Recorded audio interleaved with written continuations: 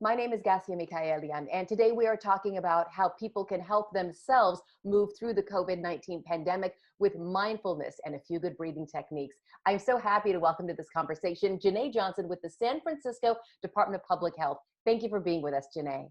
Thank you so much. Good to be here. Now, I know that your department has been working very hard on the COVID-19 situation there in San Francisco. You and I are about to talk about mindfulness, breathing, and most people think, those can be a little soft and fluffy when it comes to actual science.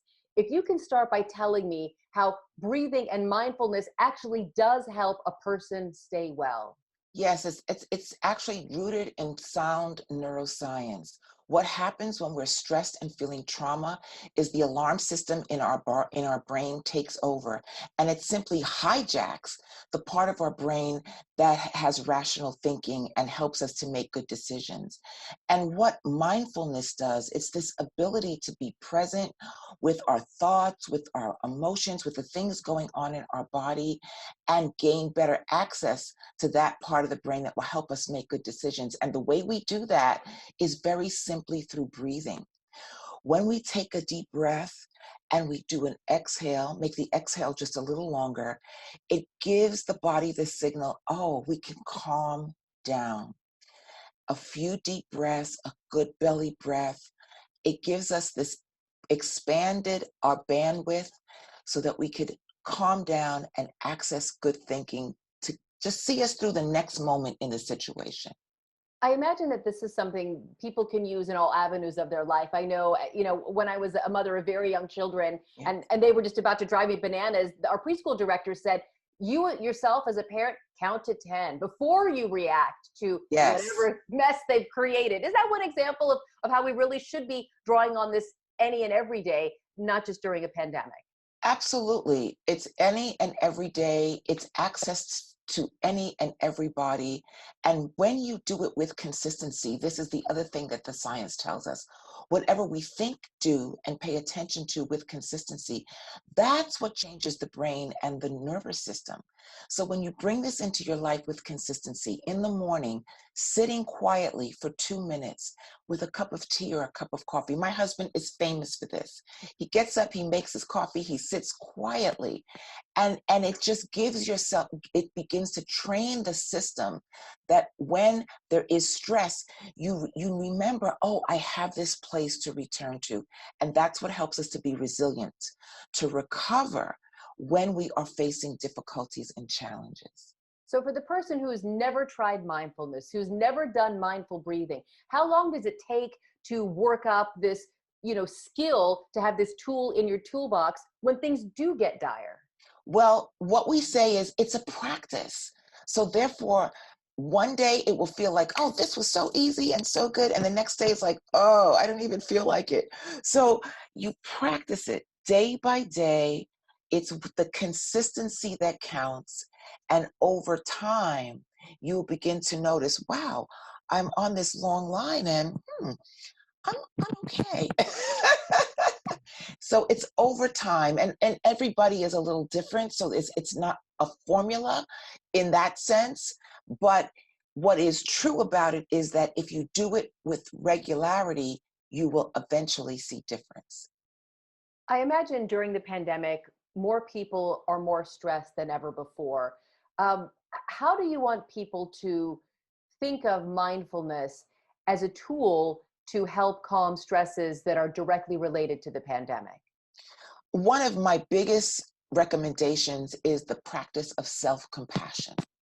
We often have a very mean inner critic, and we can go into really ruminating on all the negatives. It just goes round and round. The self-compassion simply asks us to say, this is tough. I'm having a hard time. It's like wrapping your own arms around yourself. I wish for this to pass. And just saying really good and warm-hearted words to yourself. And that also helps bring some of the stress down. I know that I've had many conversations with my, my people who I used to work with in the newsroom, even my managers and bosses. And, I am very compassionate to them. I'm a good, ear to listen. I'm a good shoulder to cry. But when I think about my own stresses, Yes. what if I lose my job? What if I or my parents get sick? I can be a lot harsher on myself than I am with the people I care about. It sounds like it's Yes. time to turn that around. It's time to turn it around because the truth of the matter is that we never know what is next day to day. And if we can meet that with some kindness to ourselves, we are really in a better position to come up with the best response.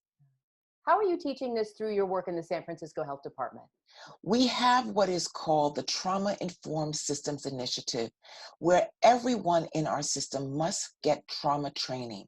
We must understand how to look at people, first of all. The prime question is not what's wrong with you, but what has happened to you.